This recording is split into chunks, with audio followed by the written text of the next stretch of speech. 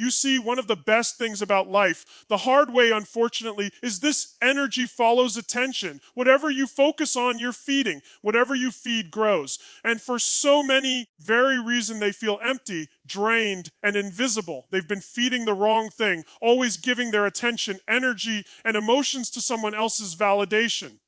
They're chasing love, chasing validation, chasing acknowledgement, hoping that if they give just a little bit more, they'll finally be enough for that person. But this is the thing. When you keep chasing, you move what you want further away. Think about it. When you concentrate all your energy on someone, what they think, what they feel, how they react, you turn them into the center of your emotional world. Your happiness goes up and down depending on how they react. You text, and if they text you back quickly, great, you feel fantastic. If they don't, your mood plummets. That's not love, that's reliance. Reliance kills attraction quicker than anything. Individuals can feel when your energy is pursuing them. It is weighty, clingy, desperate. But when you no longer care so much, when you retract that energy to yourself, something happens that is completely magical. You begin to radiate differently. You become lighter, more at peace, more grounded. And suddenly they see it. Why? Because attention is gravity. It attracts things towards you.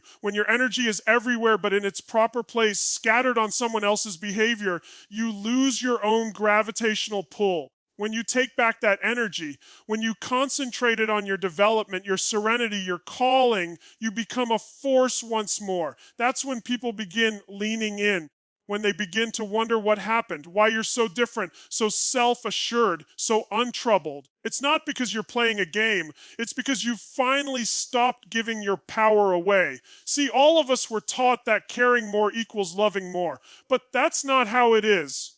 Real love, real confidence has nothing to do with obsession. It has everything to do with being present. When you cease to overcare, you don't cease to love. You simply cease to pour your energy into things you can't manipulate. You start paying attention to what you can offer rather than what you're trying to receive. And when that occurs, you are magnetic. Picture someone in the center of a storm. The world around them is chaotic, people running around, emotions careening. And yet this individual is not. They are calm, collected, focused. People begin to notice that calm energy. That's what the power of focus is. That's the energy that declares, I'm centered. I know who I am. When you are living from that position, people pick up on it. They can't even comprehend it, but they're attracted to it.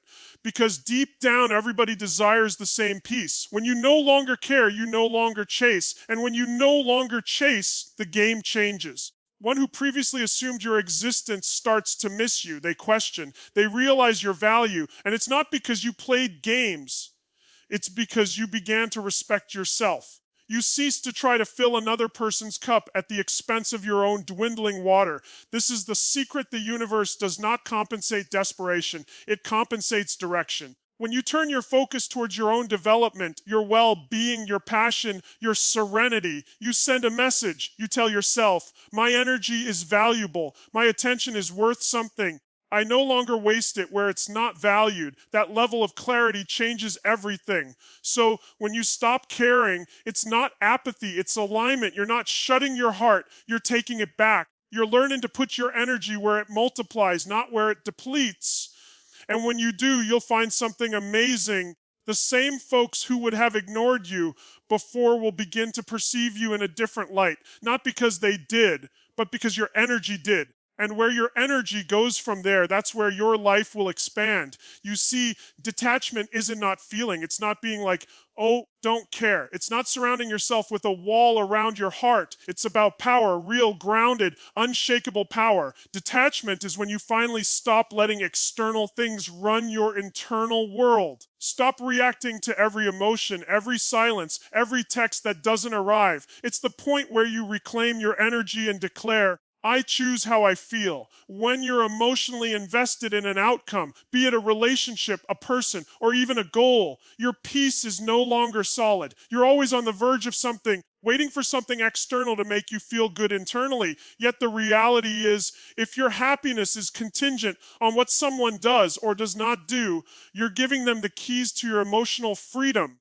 Detachment is when you reclaim those keys. Suppose you have a rope in your hand and the other person is repeatedly tugging it, testing how far you will go, how far you will push. The tighter you hold, more control they have over you. But the instant you relax your grip, the instant you release, tension is gone. That's what letting go feels like. You no longer struggle. You no longer push. You stop chasing outcomes that were never in your control to begin with.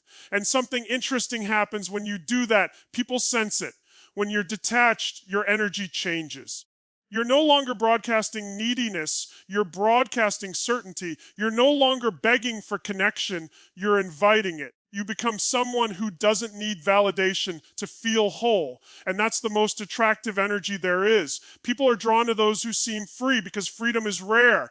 Everyone's busy clinging. Few have the strength to let go. You see, detachment doesn't mean that you are no longer caring about people.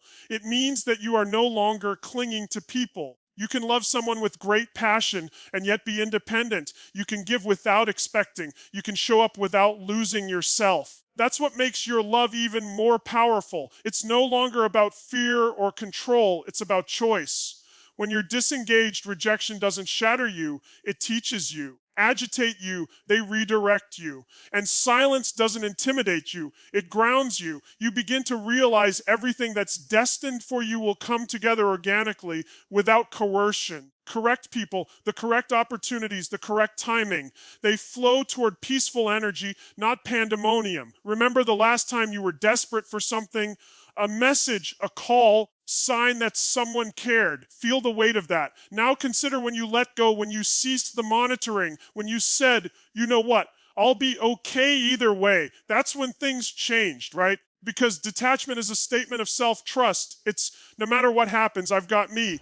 Tony Robbins has this to say, quality of your life is the quality of your emotions. Detachment puts you in charge of those emotions. You're no longer a victim of every mood, every individual, every unpredictable event. You become centered. From this center, you can love better, lead better, live better. So don't get detachment and indifference confused. You're not giving up. You're releasing the illusion of control. You're letting life happen and remain rooted in your own value. Because when you release your grip so tightly, tends to deliver to you precisely what you were grasping after. Only now it comes easily to you. There's one fundamental truth that underlies all human relationships, all business transactions, all emotional attachments. People appreciate what they cannot have easily. It's not hard to play. It's being someone who respects themselves enough not to give it all away so cheaply. When your time, your attention, your energy, even your love is seen as something valuable, other people start to see it that way too. Because see, the issue that most people struggle with isn't that they're not worthy of love and respect, it's that they provide their value for free without even knowing it. They overgive, over-explain, over-try. They say yes when they mean no. They pursue people who barely appear for them, believing that the more effort they put in, the more the other person will realize their value. But that isn't how it works. The more you attempt to demonstrate your value, you show others that you don't trust it yourself. When you step back, when you create space, people start noticing what's missing. That silence becomes powerful. That distance becomes intriguing. Suddenly, the same person who took your presence for granted starts wondering where you went. They start feeling the weight of your absence. And it's not because you're manipulating them, it's because you've stopped feeding the dynamic that kept them comfortable. Tony Robbins refers a lot to the state you take to every situation, your energy, your confidence, your certainty. When you understand your value, that energy is heard above any words could ever be heard. You move differently, you speak differently. Yourself like a person who doesn't need to be selected because you already selected yourself. That's what people respect. That's what causes them to listen. Consider the individuals whom you value most, leaders, innovators, role models, even loved ones who motivate you. They don't pursue validation, they emanate it. They possess standards. They don't agree to everything because they know that their yes carries weight, and that's what makes their presence worth it. Your life also operates on the same premise. When you no longer remain perpetually available, emotionally, mentally, even digitally, your value increases automatically because only scarcity makes things valuable and only boundaries elicit respect. Let's get real. We're living in a world of instant access. Anyone can access anyone, and because it's so easy, people lose the power of space. But space is holy. When you cease to respond immediately, when you cease to appear every time someone clicks their fingers, you teach them something valuable, that your attention is not cheap.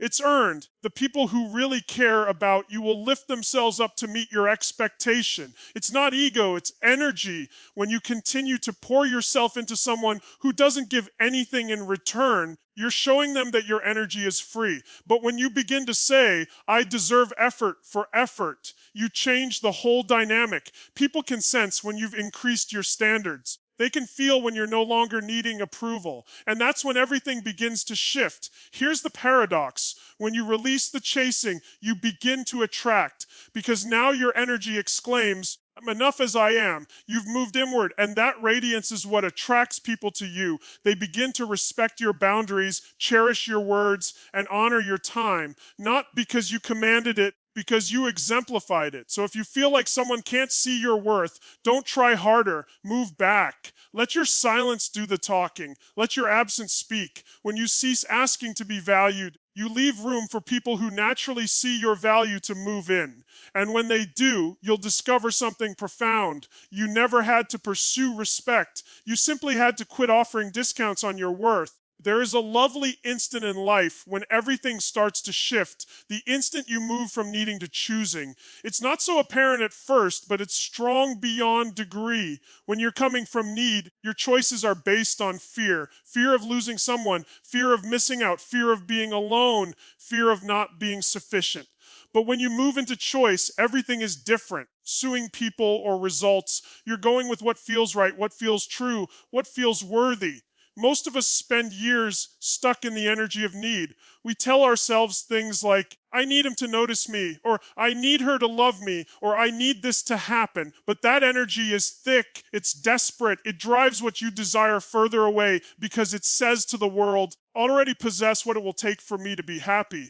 When you're in a position of need, you're attempting to fill an emptiness from the outside in, but nothing on the outside, no love, no success, approval can ever fill something on the inside. When you step into choice, you take back your power. You begin to say, do I really want this? Is this where I'm supposed to be? Is this good for my peace, growth, my soul? And if the answer is no, you walk away, not in bitterness, but in clarity. That's the vibration of a person who knows their worth. Picture two individuals at a fork in the road. Is pleading with the other to remain, fearful of what might occur if they don't. The other is strong and says, if it's meant to be, it will remain, and if it's not, believe in what's next. The first is living in want, the second is living in choice. And the universe always recompenses the second one, because that is the frequency of self-trust. Tony Robbins instructs that your choices define your destiny. But here's the catch. Your choices become effective only when made from strength, not from scarcity. When you're in need, you compromise. Compromise your limits. You accept half effort because you fear losing even that. But when you decide, you insist on alignment. You decide on peace, not chaos. You decide on self-respect, not fleeting attention. Decide on growth, not comfort. And each time you do, you level up. As soon as you stop needing someone to validate you, you become dangerous, in the best sense, because now your value is internal. You don't chase, you attract. You don't beg for attention, you command it. You don't try to convince anyone of your worth because you live it. And that transition changes everything. In relationships, business, in life. Here's the truth. When you need, you give away your freedom. You become reactive, waiting for others to make choices for you.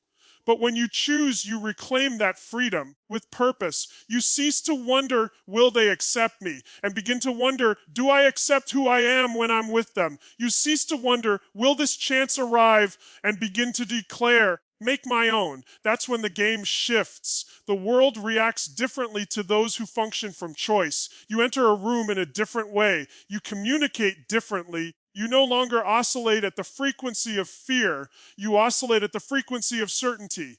And certainty is attractive. People feel it. They don't know what shifted. All of a sudden, they can no longer dismiss you.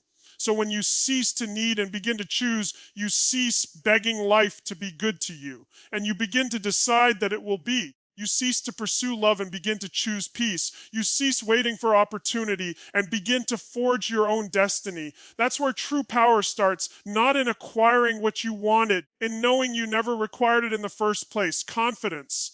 It has nothing to do with being boisterous, gouty, or the focal point of the space. The quiet stuff is real confidence. The calm stuff, still presence in the room that doesn't have to prove a thing. You sense it before somebody says a word. It's the way someone walks, the way they hold eye contact. They move through life knowing exactly who they are. No explanations, no apologies. That's the kind of confidence that speaks louder than words. You see, confidence is what most people believe you're born with. You're not.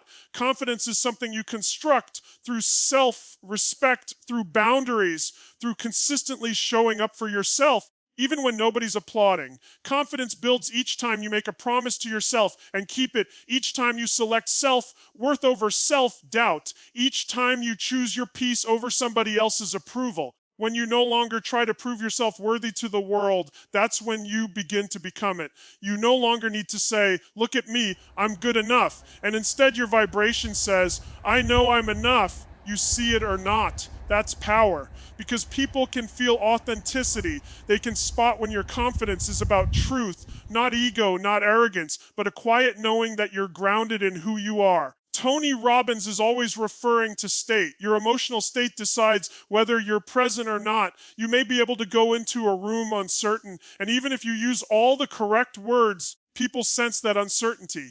But when you enter owning your space, when your shoulders are rolled back, your energy is up, and your attention is inward, you don't say much. Your presence speaks for itself. Here's the thing, confidence isn't never doubting. It's trusting even when you do doubt. It's saying, I may not know the answers, but I'll figure it out. That self-trust is what helps you build resilience. It makes you unstoppable because confidence isn't in certainty, it's in courage. The courage to show up, to speak up, to take risks, to fail and get back up again. When you carry that energy, people respond differently to you. They listen more closely, respect you more naturally, and value your presence without you having to demand it. Because you're not trying to impress anyone. You're simply expressing who you are. And that authenticity is magnetic. Consider the individuals who draw attention without even making an effort. The individuals who enter a room and immediately change the vibe. It's not that they're the loudest or the prettiest. They believe in themselves. Their vibe exclaims, I belong here. And when you feel like you belong, the world feels that way too. Here's the trick. People often get confidence and arrogance mixed up. Arrogance goes, I'm superior to you. Confidence goes, I'm okay and so are you. One disqualifies, the other empowers. Confidence raises others up because it's not threatened by someone else shining bright. When you have a good sense of who you are, you can praise others without feeling smaller. You can love without fear. You can lead without controlling. Confidence also alters the way you cope with loss, rejection, or failure. Rather than shattering you, it makes you better. You don't fall apart when things do not go as planned because your value wasn't on the line. You can look at failure and say, okay, lesson learned. Let's move on. That's strength. That's grace. So when you cease to try to prove yourself and begin being yourself, energy changes. You no longer pursue, you attract. You no longer fight. You no longer question, you decide. Because confidence is not about having it all together. It's about being sure that when things fall apart, you'll still be all right. And when you get there, when your calm is louder than your words, your presence commands respect without requesting it. That's when you've fully entered your power. That's when the world starts to respond to you in different ways because you've finally understood. You don't have to say everything when your energy already says it all. Rejection, even saying the word, makes most people cringe, and it hurts. It triggers self-doubt, insecurity, even shame. Here's what very few people realize: rejection is never really about you. It's about alignment. It's about redirection. It's life's way of saying, not this way. Something better planned for you. When someone says no to you, whether it's a friend, a partner, a job, or a chance, your immediate thought will be to wonder about yourself. What did I do wrong? Why wasn't I good enough? But that way of thinking leaves you mired in pain. Tony Robbins is famous for saying, life isn't happening to you. It's happening for you. And when you begin to view rejection that way, things shifts. Remember a time when things didn't turn out for you. Perhaps you didn't receive the job or the one you loved left. It stung, right? Yet today, reflecting on that moment, can you imagine how it made you, how it steered you towards something greater, an alternate route, a tougher version of you, a lesson you could not have had any other way? Rejection is usually just heavenly course correction. When you're too invested in one specific way, you're closing off possibilities of life. You're telling the world, it must happen this way. It's wrong. But life is much bigger, much smarter than that. Sometimes the door that closes is the thing that opens you up to not settling. Sometimes the person who left opened up space for someone who is really meant for you. Sometimes letting go of what you wanted shows you what you really need. The fact is, rejection hurts because it attacks our ego. The ego whispers to us, if they don't want me, I must not be worthy. But your worth is not erased just because someone wasn't able to see it. Not everybody is supposed to grasp your worth, and that is all right. Cannot see your light does not make your light any lesser. It simply means they are not your audience. When you internalize rejection, you contract. But when you get it, you expand. You begin to see that rejection is information, not judgment. It's feedback, not failure. It's how life narrows your focus. You can turn that hurt into a purpose. You can turn that no and use it as a springboard to your next yes. Think about all the great success stories you've ever heard. Each and every one of them is founded on rejection. Historic people didn't become historic because everything went right. They became historic because rejection didn't win. It pushed them. It made them stronger. It schooled them in perseverance. The same is applicable to you. Every time someone walks away, every time a door closes, every time life says no, it's nudging you toward an enormous yes. Once you stop being afraid of rejection, you live freely. You take risks once more. You tell your truth. You pursue what you desire without being crippled by the idea of falling short. Because you now know that rejection doesn't steal from you. It only shows you where you were never supposed to be. Tony Robbins often says, if you're not getting rejected, you're not trying enough. And he's right. Rejection is a sign that you're putting yourself out there, that you're stretching, growing, expanding beyond your comfort zone. It means you're alive. You're in the arena. So the next time someone says no, be grateful. The next time life shuts one door, don't pound on it. Look around for the one that's opening, because every rejection holds a message. This wasn't your ending, it was your redirection. And then once you really get that, you stop taking things personally. You stop pursuing what left. You stop pleading for what's not yours. You begin to trust the process. You begin to trust yourself. Because on the inside, what's meant for you will never turn you down. It will acknowledge you, resonate with you, remain effortlessly, emotional control. That's true power, not physical strength, not how loudly you can talk, how quickly you can respond, but how serene you can remain when everything else is attempting to tear you in two. The one who can control their emotions controls their life. Let's face it, emotions dictate everything. Every choice, every relationship, every moment of happiness or hurt is colored by the emotions you elect to live in. Here's the thing. Most don't get to pick their emotions. They respond to them. They let anger reign when someone disrespects them. They let sadness overtake them when someone departs. They let fear hold them back when opportunity calls. They say, that's just how I feel. I can't help it. But you can. You absolutely can. Because emotions don't govern you. You govern them if you decide to. Tony Robbins puts it best, the quality of your life is the quality of your emotions. So if you invest most of your life in anger, bitterness, worry, and hurt, that's the way you will perceive the world. You'll see problems everywhere, but if you discipline yourself to remain centered, to breathe first before you respond, to hold back before you react, you regain your power. Because power is not in reaction, restraint. Consider this. The second you allow someone to anger you, you give them power. The second you allow someone's judgment to steal your peace, you give them power over your happiness. Emotional control is not about denying how you feel. It's about taking it. It's about saying, yes, I feel this emotion. I decide what it does to me. You don't have to explode every time you're hurt. You don't have to beg every time you feel rejected. You don't have to spiral every time things go wrong. Because when you're grounded, nothing and no one can shake you for long. Picture yourself in the center of a storm. All around you is chaos, people screaming, circumstances crumbling, feelings flying every which way. But you remain immobile, tranquil, conscious, focused. That's what it means to be in control of your emotions. Imply you don't sense the storm. It implies the storm no longer dictates who you are. There is strength in being unbothered, not cold, not indifferent, but centered. Because when you can remain calm amidst chaos, folks begin to pay attention. They begin to trust you. They feel your stability. You become the anchor amidst waves of chaos. That's what leadership is founded upon.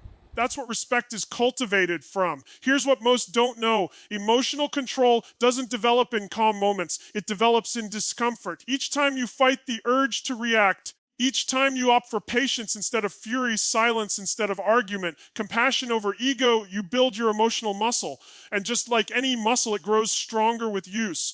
The reality is, the world will continually challenge you. People will let you down. Things will collapse. It won't go as you envisioned. But none of that makes your reaction does. You can't regulate everything that goes down, but you can regulate how you frame it, how you bear it, and how long you allow it to reside within you. There is a strength in being serene when others want you to shatter. It mystifies them. It demands respect. It proclaims, I have moved beyond chaos in order to be alive. That is growth. That is mastery. So when you feel triggered, pause. When someone disrespects you, breathe. When life hits you hard, don't ask, why me? Ask, what is this teaching me? Because every emotion, even the painful ones, something to teach you. If you don't let it rule you, and when you get to that place, when you quit reacting to every storm and begin responding with wisdom, you'll see something amazing. Peace is your new normal. Chaos will come, of course, but it won't reside there any longer because you've discovered the secret. Emotional control isn't about not taking the storm. It's not about becoming the peacefulness within it. There is a moment of reckoning in each person's life. The moment when you no longer try to fit into something, and instead, you try to become someone. Most people spend their whole lives looking for acceptance, attempting to fit in, attempting to be liked, attempting to be selected. But belonging can be just another way of seeking approval. You're conforming to someone else's standards, even if it doesn't feel like you. And the more you pursue belonging, the more you move away from who you really are. You see, belonging is external. Requires that other person to say, yes, you belong here. You're acceptable. But becoming, that's instead of you. That's you stating, this is who I am. This is what I believe in. This is who I'm becoming, whether you get it or not. That's the transition from depending on others for approval to claiming your identity. And once that transition takes place, you become unstoppable. Consider this. How many times have you turned down your light in order to make others comfortable? How many times have you silenced your truth because you did not want to be judged, misunderstood, or excluded? We've all done it. But every time you conceal who you are to accommodate someone else, you lose a part of yourself. That's not connection. That's compromise. Tony Robbins himself always states, if you want your life to change, you have to raise your standards. And that includes the standard of how you perceive yourself. In the pursuit of spaces that make you have to shrink, asking to belong in rooms where you're meant to create your own. When you work on becoming, you see that you were never supposed to fit in. You were meant to stand out. Becoming takes time. It's not perfect. It's progress. It's learning, growing, failing, and rising. It's about questioning yourself. Am I becoming the person I promised myself I'd be? Not, do they like me? Or do they like me? Because the truth is, people who belong in your life will see your growth. They will admire your evolution. They wouldn't require you to be smaller for them to be big. When you shift your attention to becoming, all of it shifts. You cease pursuing people who don't prize you. You cease holding on to places where you're accepted rather than adored. You cease living out of fear and begin living out of purpose.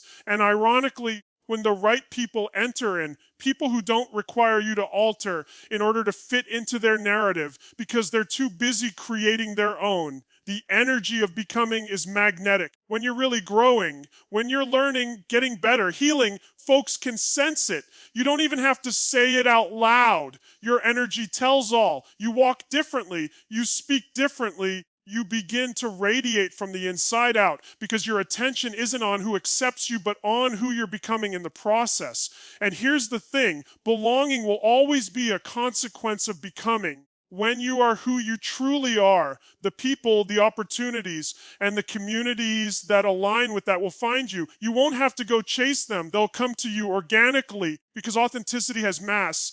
It attracts what is yours and deflects what is not.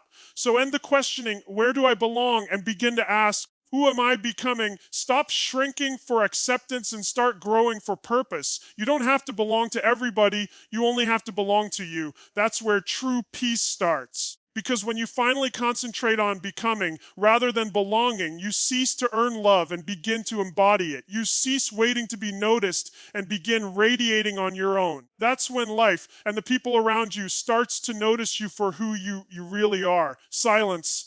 It is one of the strongest languages in the world. You don't have to yell, argue, justify yourself when your energy already speaks louder. In an era addicted to noise, perpetual opinions, ceaseless chatter, illogical attempts to be heard, silence stands out louder than anything else.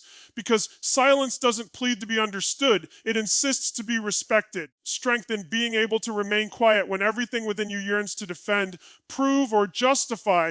That's emotional maturity. That's power. Folks believe silence is weakness. But if you don't say anything, you've lost. But it is just the opposite.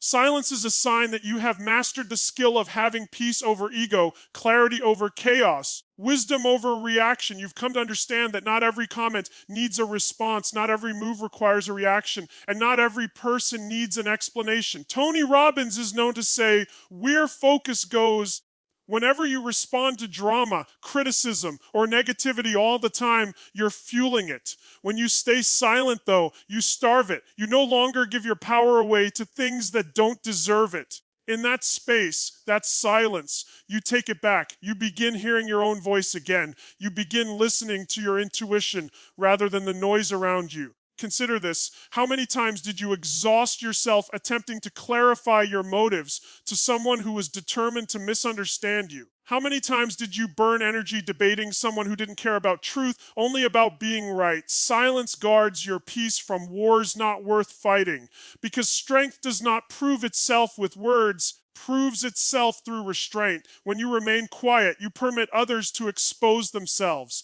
The individuals who love you will seek clarity. The ones who don't will disappear. Silence makes relationships clear quicker than argument ever could.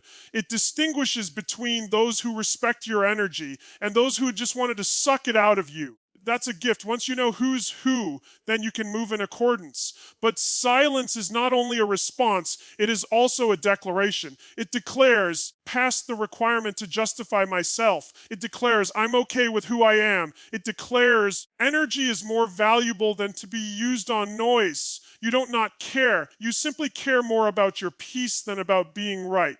And that distinction makes all the difference. There is also profound beauty in quiet growth. When you cease to proclaim every step you take and begin to operate in seclusion, your outcomes begin speaking for themselves. No one needs to know your intentions when they can observe your progress. Quiet transformation is strong because it baffles the world. They have no idea what you're doing. You're too busy constructing something tangible to elaborate. And sometimes silence isn't about other people at all. It's about you. It's about stepping back and listening to what your soul is whispering to you. When you stop filling every second with noise, you make space for reflection, healing, and clarity. You begin to realize that silence isn't empty. It's full of answers. So when folks are trying to rile you up, when the world is being too much and there's too much noise, recall this. Your silence can be your loudest whisper. You don't have to respond to everything. You don't have to validate your half of the story. You don't have to talk to be heard. Sometimes the strongest thing you can say is nothing, because silence is not weakness. It's self-discipline. It's self-assurance. It's intelligence. And when you learn to get it, you realize peace is not being able to have the last word. It's not needing to.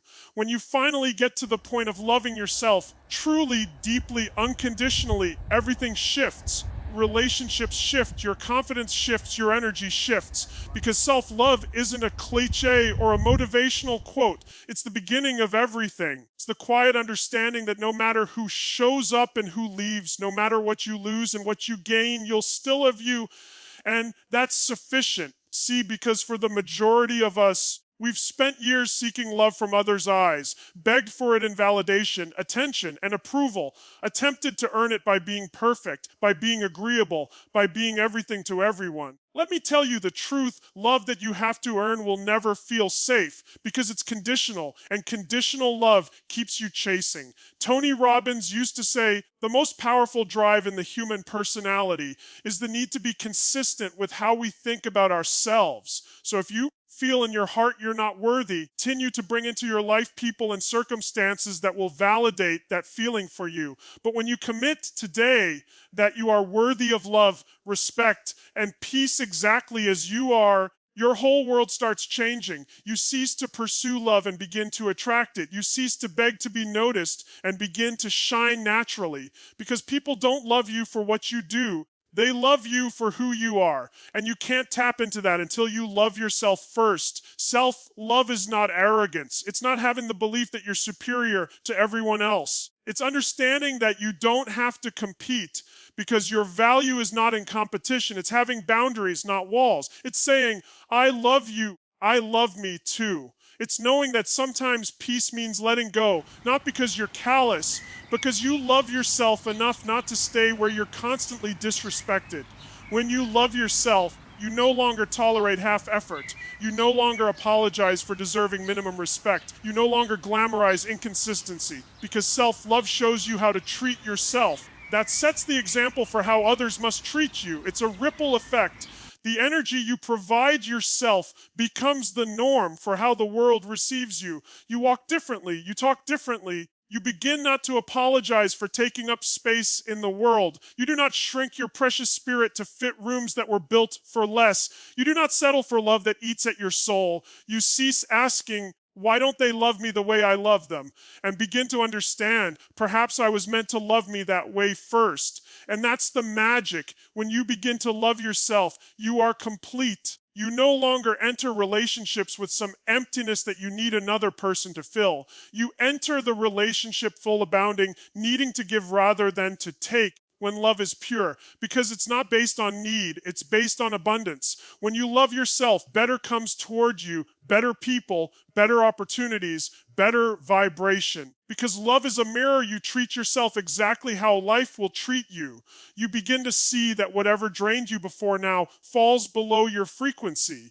You've outgrown the part of you that pleaded for love. You've become the part that expresses love. And that's when the transformation occurs. The one everyone will comment on, but can't quite put their finger on. You radiate differently. You talk with more peace. You walk with more intention. You cease running and begin choosing. You begin to walk away from what no longer benefits you without resentment. You realize finally that losing people who will not value you isn't a loss, it's alignment. So when you no longer care if someone else loves you and you begin to love yourself instead, when the magic happens, that's when you reclaim your power. Because the moment you fall in love with who you are, not the mask, not the version trying to people please, but your raw, real, perfect self, the world can't help but follow. Because self-love isn't the end of your journey. It's the beginning of every beautiful thing that's meant for you.